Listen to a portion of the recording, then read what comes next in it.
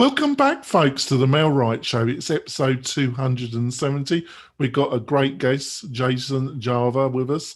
Plus, I've got Robert Newman, my great co-host, with us. So, Robert, can you quickly introduce yourself to the new listeners and viewers?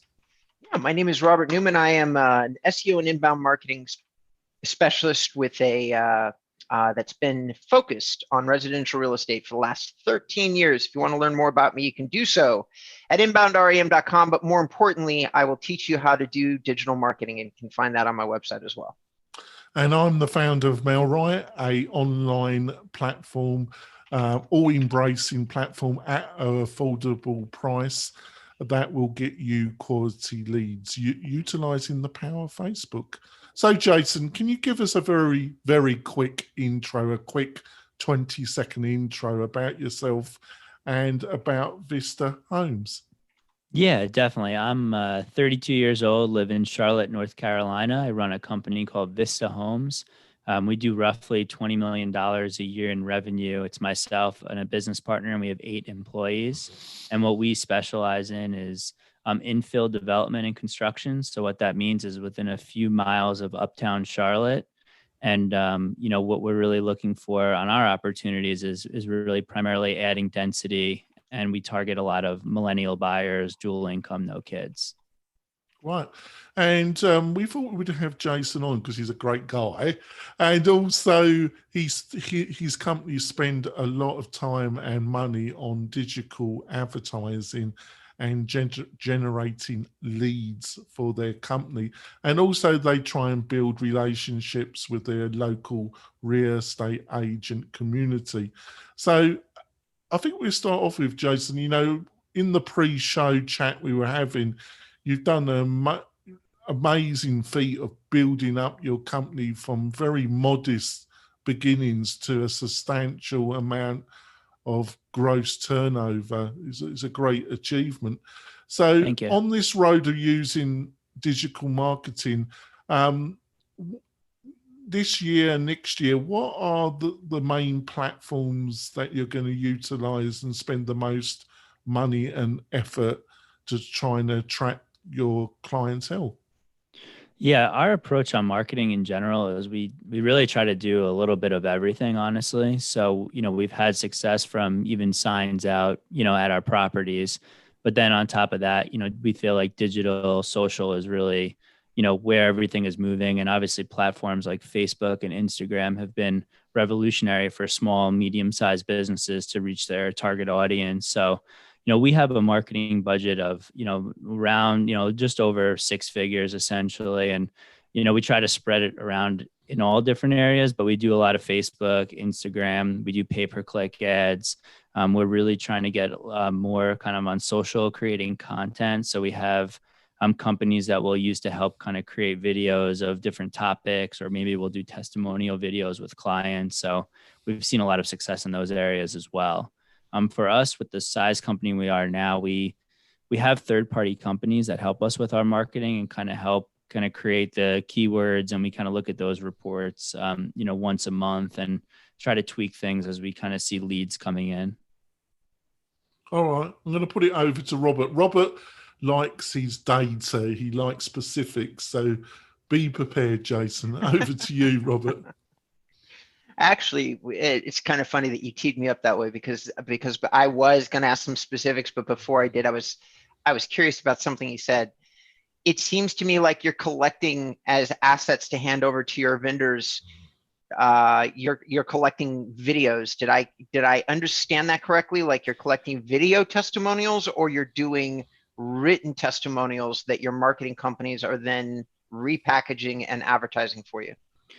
So we do a little bit of both, but we do video testimonials. So what we do is we have a company where we'll do 2 videos a month. So they'll kind of be professionally producing it, and then we'll have different topics. And one topic we've had success with is having, customers that are very happy with the process, love Vista Homes, and we've found like a lot of engagement of just a quick kind of testimonial. They kind of professionally produce it. I don't think you need to professionally produce everything when you're first starting out, but now that we have a little bit of a budget, we try to kind of get something that's a little bit more professionally produced. I got you. So just for my own clarity and also for the clarity of everybody listening. So here's what I think that I understand that you both do and how you get your clients for doing it. So you're a new home developer. You and your team are building entire developments of homes, and then you're turning around and selling those homes. So I would imagine that part of your process is making sure that people are arriving to the Vista Homes website and they're booking appointments with your sales team. Is that basically how this whole operation works? That's a big piece of the operation. And then on the other side, I handle a lot of like the acquisitions as well. So there's a separate kind of marketing arm of finding opportunities as well. So they're kind of two in one there. Okay, so acquisitions being you're going to buy other people's developments, you're going to buy land. What are you acquiring? If I just again, Yeah, definitely. Our kind of core, what we look for is a project that's going to be anywhere from 2 to 15 units. So it could be land, it could be an existing home, and then per the zoning of Charlotte, we'll generally knock down a home if it's there, or if it's raw land, and then we'll develop to, what we can per density, what we think makes sense for the area, what kind of product we think makes sense. And then on the backside, since we're kind of full turnkey in-house, we have a sales team that's looking to, place buyers in those homes as well. Okay. Is most of the marketing that we're discussing right now, is it mostly to feed? I mean, and I'm thinking granularly, and you as a business owner are probably thinking globally, but in a very granular way, are you trying to feed your sales team with leads using these marketing efforts that you're discussing? Yes, we are. Okay. So, and to do that, you've got this marketing company that's doing repackaging a couple of videos for you. They're testimonial videos. That gets the phone ringing from potentially new clients. You said you were looking at keyword reports. You're in Charlotte, North Carolina. So I'm just curious, keyword reports, what are a couple of segments of these reports that like, okay, so you're looking at them like, have you made major decisions or told people to target? Like, are you only going for broad terms like new homes in Charlotte, or have you found some interesting sidelines that maybe it's worth mentioning on the podcast? Yeah, I feel like we're having pretty good success with some in the neighborhood specific marketing terms, because people kind of, maybe they live in that neighborhood, maybe they live in an apartment near those neighborhoods. So we do find some success getting down to like the neighborhood level. And then, in general, each month, we're kind of looking to see like what our reach is per spend. How does that look year over year? I think for us, for me being a little bit more analytical, global, I'm saying, okay, like based on this much revenue and industry standards, like we have this much of a budget. And then I have like our sales/marketing team kind of working with our third party companies to kind of formulate. And then each quarter we're going through and saying, okay, this is what we spent in all these different areas. Do we want to tweak it? How is the run rate looking? Are we on budget? I got you. So let me repeat back to what I think I heard you say. You've gotten to the point where you're big enough that you even have other people besides yourself handling the marketing decisions and working with the vendors. Is that right? Yeah. So I'm kind of a little bit more high level looking at it, once a month, and then, a little bit of a more deeper dive into the numbers on a quarterly basis. Did you choose the vendors to start with? Did you assign the vendor to your marketing team, or did they bring the vendor to you and say, can we please use this person? It was a collaborative effort. So in the beginning, we used someone that was a little bit of a more national company, and they were specialized in working with home builders nationally. And what we found was we, as being kind of like this niche infill product, benefited more from someone that was local, that understood the market, understood the neighborhoods, understood the areas we were talking about.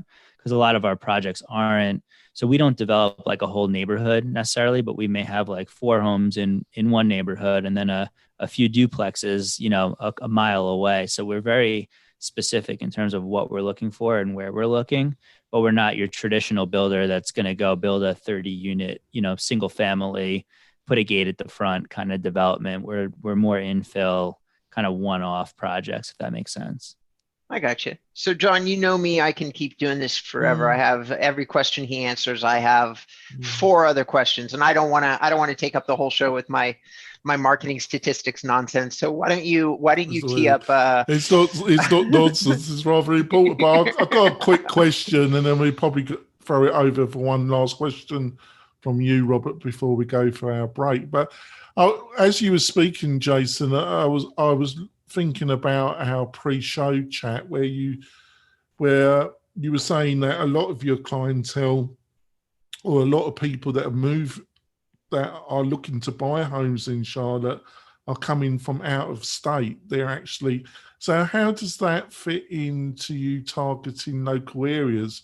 Or are you supplying digital content that explains the different areas of Charlotte that would be of interest to these out of state people? Is that also something you're doing? Yeah, we do both. So we do have the statistics and tracking to know like where some of our leads are coming, and we see some stuff in the Northeast in New York and some stuff in the Midwest in Ohio and Chicago. And then what we also do is we create videos that are going to be not just content driven around Vista Homes, but then also content driven around the different neighborhoods so that people can learn a little bit more and hopefully kind of find the videos pretty engaging. And at that point, I think that as people kind of see our brand, see that we know the neighborhoods pretty well and can see some of our products, it's, pretty interesting, and they want to kind of be, understand what Vista Homes does and what products we offer.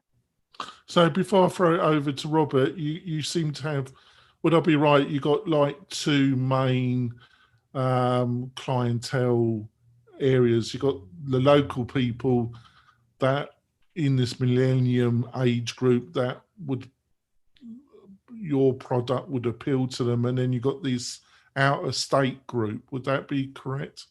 Yeah, and we find that the out-of-state group is still that kind of millennial home buyer, dual income, no kids, most of our buyers. But it's also if people want to be in a little bit of a more walking area near the bars and restaurants and near the public transportation, then they find our homes attractive as well. Oh, that's great. Over to you, Robert. So also at the beginning of the show, and I cannot remember if we went live and we actually said this, but at the beginning of the show, you did mention that your budget for this kind of digital marketing was in the six figures range.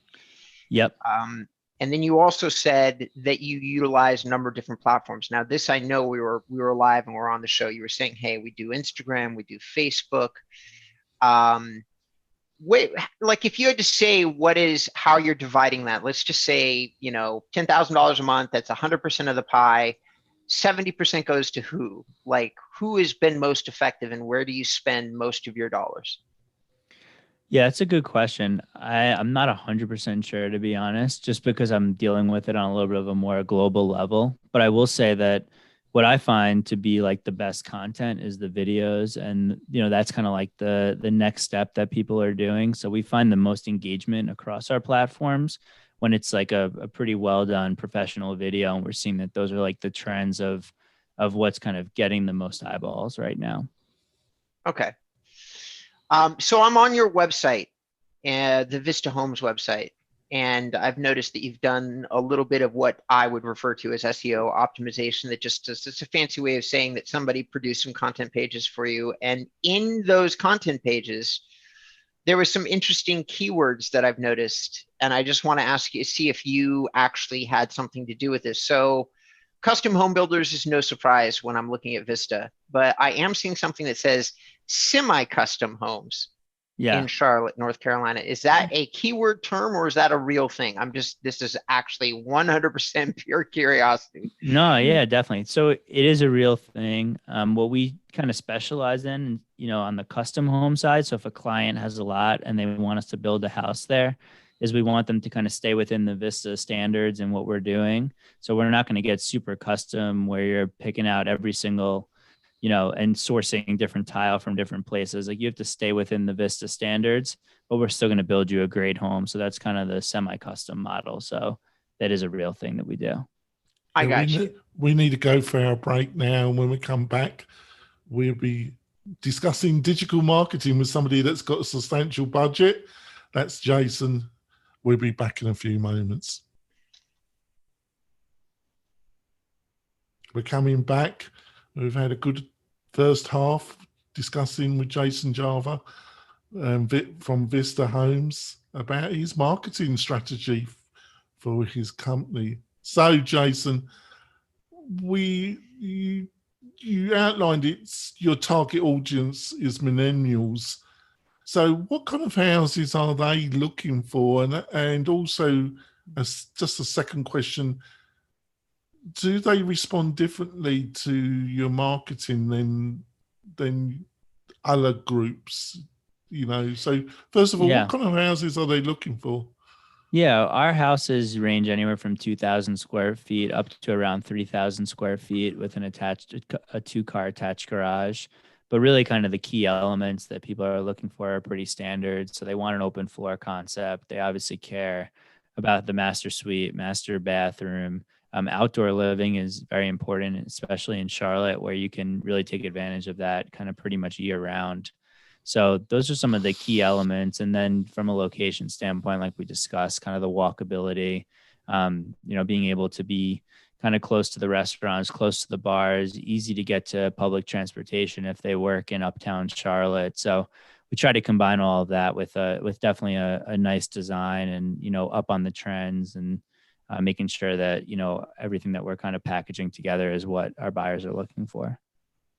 All right. Over to you, Robert. So I'm going to take this in a different direction. Well, I've never asked this question before, but now I'm on your website, and I am noticing what I perceive to be some kind of interesting architectural differences, some real sloped roofs and stuff like that. I don't talk architecture all that often, but after doing this for 13 years, I've probably seen hundreds of thousands of homes, like no joke, because it's part of what I do for my job is I'm looking at websites and they always have, as no surprise, homes on them. I'm seeing some really unique ones here. How are you coming up with your architectural designs? Are you the architect? Do you have somebody working with you that's the architect? My business partner has a little bit of an eye for it, but then he also heads up kind of developing the plans. We work with a couple different architects, and we have a designer that's been with us for a bunch of years now. So, we try to be a little bit design forward so that we're not kind of, I feel like we kind of set the trends in our little market versus, being the last to move to a trend. So, I don't think we're afraid to take chances like you're talking about with kind of sloped roofs and different things like that, especially if we're kind of seeing through the trends of like things you see on Pinterest and Instagram. If we're starting to see those trends where we're not afraid to try to, execute them in a manner that people are going to enjoy, that's also, somewhat cost effective for the business as well.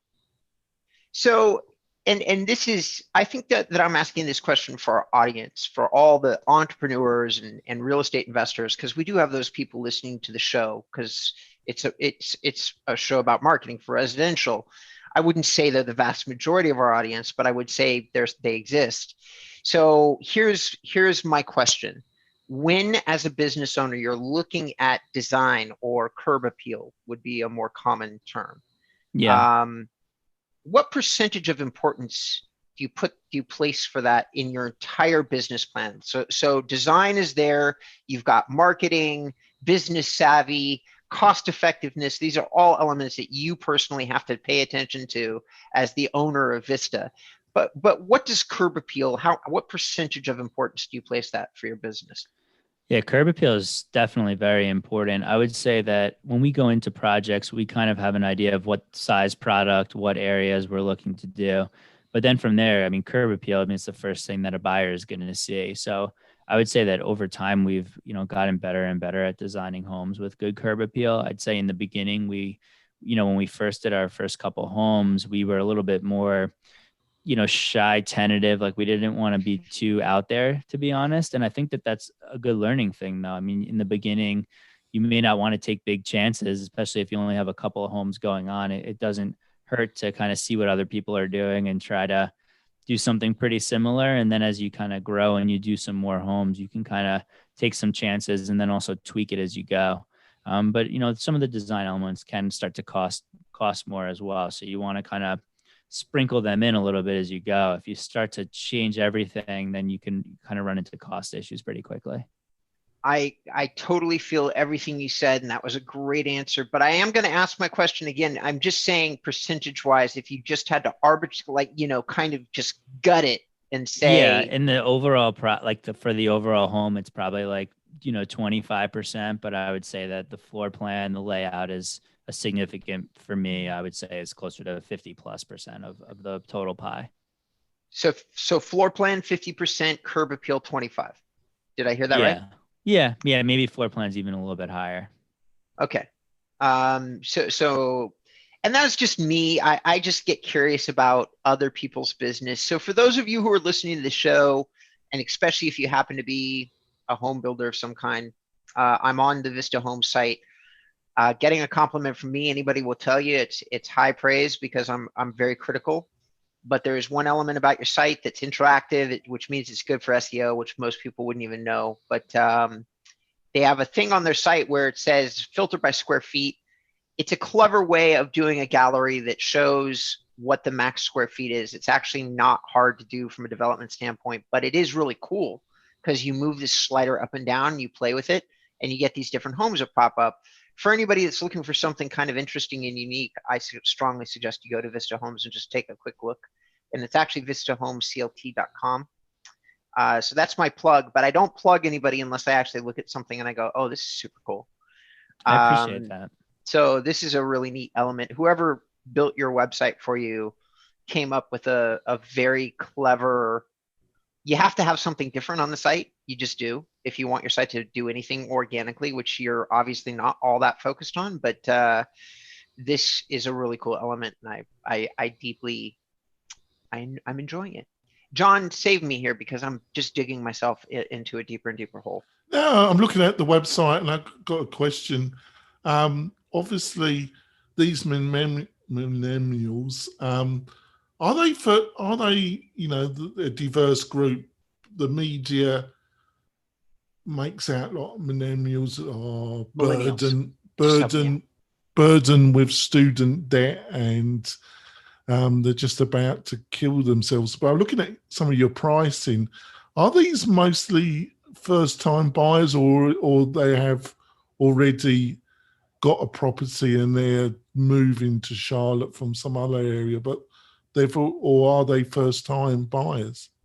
A lot of our buyers actually are first-time buyers, even though it's a pretty high price point. In That's Charlotte, what I was going to say to you. There's a lack of like housing availability. So, a lot of our clients, they have, two, pretty strong professionals that are making pretty good money. So they're not maybe saddled with the same, like you said, the millennials that are kind of saddled by the student debt that you really read about and, that the media talks about, which is obviously a real thing. But our buyers tend to, probably have worked a bunch of years and are not saddled by that student debt for the most part, or they're at least able to purchase a pretty expensive home.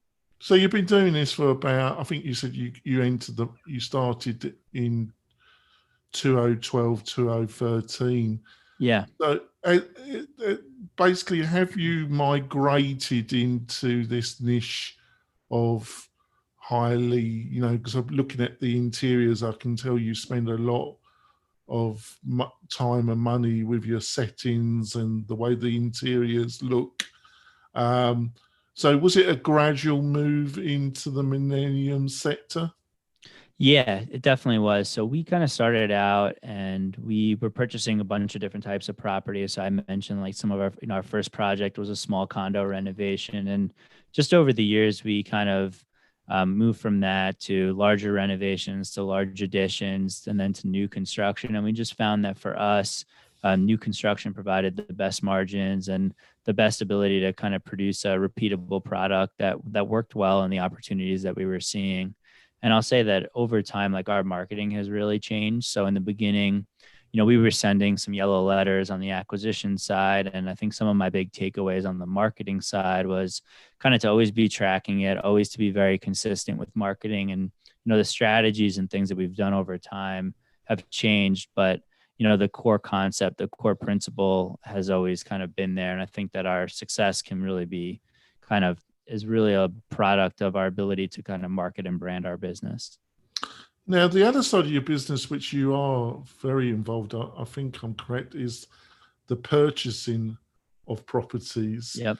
And then a lot of areas, the market's very fluid at the present moment because of the pandemic and other factors. But a lot of areas, a lot of agents would say their main problem is there are no houses to sell. So what have been effective, because you've got two different sides of your business. You've got this millennium, and then you've got the purchasing side. What are some of the things that have really worked on the purchasing side? Yeah, so that's really evolved over time. And, right now, a lot of it's based on our brand. So over time, by, kind of the different things that we've done and being consistent and making sure we're doing digital and SEO and everything kind of together has created our brand, where now a lot of people will bring us opportunities. And then for us, it's like we have a pretty deep knowledge of zoning and how to add density and what projects make sense for the business and what people are looking for. So it's a little bit more of our brand has now funneling our leads.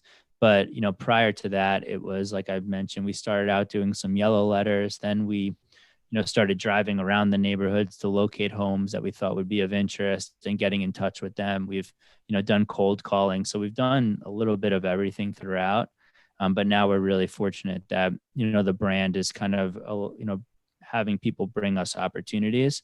So I think for your audience, that just kind of goes to, always kind of working on your brand, your marketing. It's super important. I think that, people see our business and they see a pretty house, but behind that is a lot of marketing, a lot of consistent branding, consistent videos, and consistently, making sure that people know who Vista Homes is and what we're all about. So are they mostly owners that approach you, or do you get a mixture of where an agent's actually it's representing the owner, but they want a quick sell and they know that you got the cash reserves to buy and it's going to be at a discount, but you're not absolutely terrible to work with? Exactly. Is that the scenario? Yeah, it's a mixture. We will have homeowners that, for example, we had one recently where they saw our sign out there and they sent us a letter actually saying that they were interested in selling, and I gave them a call, and it's one that we're working on currently. And then we also have, agents that know us. They know that, if we say we're going to, move forward on a purchase, we move forward on it, and they know that we know the areas. And yeah, sometimes for a quick sale, they're interested in working with us, and we try to be as fair and reasonable as possible. Obviously, we have to, make sure that the risk and the reward and everything makes sense on our end, but we definitely make sure that for our agents and for people that bring us opportunities that we're really easy to work with. Another thing that I try to pride myself on is if people have questions or if they want to understand what we might be able to pay for something, I always try to make myself available to help people understand pricing so that, they will come to me when they have an opportunity and they know that they can trust me. But I'm also adding value by teaching them, how we look at opportunities as well. You got one time for one more final question, Robert. Have you got one? I do, but it's hyper specific. Let's do it. So, I took a look looking at your website, professional curiosity. I'm probably one of the only people, like, have you ever seen an artist and then somebody signs the painting? Digital marketing companies sign their product. They usually do so by putting a little thing at the bottom of the site, website designed by so-and-so. In your case, the site seems to be developed by a company named Blue Corona, but Blue Corona is identifying them as a home services digital marketing company. And I'm just kind of curious to know if this is the hyper local company that you mentioned, or if this is the national company and you moved away from them, because just because they built the site doesn't mean that you had to continue to use them for your marketing. Yeah, Blue Corona was the first marketing company that we worked with. It's actually my business partner. His wife is a part owner in that business. Then we actually had the national company after that kind of came in and specialized in residential kind of home building. And now the local company is called Yellow Duck, and that's who we use currently. So Blue Corona is actually kind of a little bit of a, family relationship tie kind of thing. And then, we've kind of pivoted throughout, and they focus a little bit more on, I believe, like working with HVAC companies and some other areas. Gotcha. And that's what it seemed like, which is I'm a real estate guy.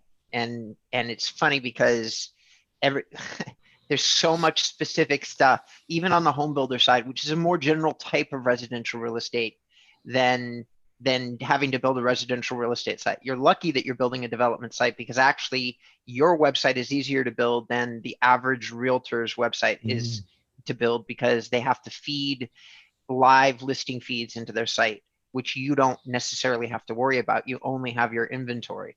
So it is an easier thing to build, but they did a great job on it, especially if they're not specific to home builders. So that must be part of the familial.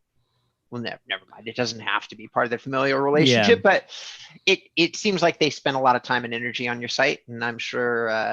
And it's been tweaked a lot over the years too. So, I'm sure that even though it still has the blue corona on there, there's been a lot of tweaks as well. Not obviously they do an awesome job, but we've had a bunch of tweaks throughout the years. A website's never really finished, is it, Jason? If it never is, it's not producing any results. So, Jason, I think we'll wrap up the show. I'm respectful of your time. So, Jason, what's the best way for people to find out more about you and about Vista Homes? Yeah, feel free to follow me on. I'm on Facebook. I'm on LinkedIn. Vista Homes is on Facebook, LinkedIn. Also, the website is vistahomesclt.com. Also, I'm in the process of working on a podcast as well here, the Charlotte Entrepreneur Podcast. And, we just talk about for businesses of all sizes, kind of how to grow your business, how to get started, how to gain traction. And we have a lot of awesome guests that are in the area, but it also, a lot of the ideas and lessons can be applied to any business anywhere, really. That's great. And Robert, what's the best way for people to find out more about you and what you're up to, Robert? As always, please, if you want to learn something about digital marketing, if you want to understand the platforms that are out there for real estate lead generation, if you want to understand real estate lead conversion or building a marketing plan, basically anything related to real estate marketing, go to inboundrem.com. It's where I pour my blood, sweat, and tears and try to give back to the field that has given so much to me. Yeah. And if you're a first year up to your third year real estate agent and you're looking at an affordable platform that will help you get more success in 2021, go to the Melwright website, because you're the type of agent that we're looking for to help out. We'll be back next week with another great guest or an internal discussion between me and Robert. We'll see you soon, folks. Bye. Bye. Thank you. Oh wait, I have a tell me when we're offline. Yeah, just all right. I'm stopping now. You caught me off the hop there.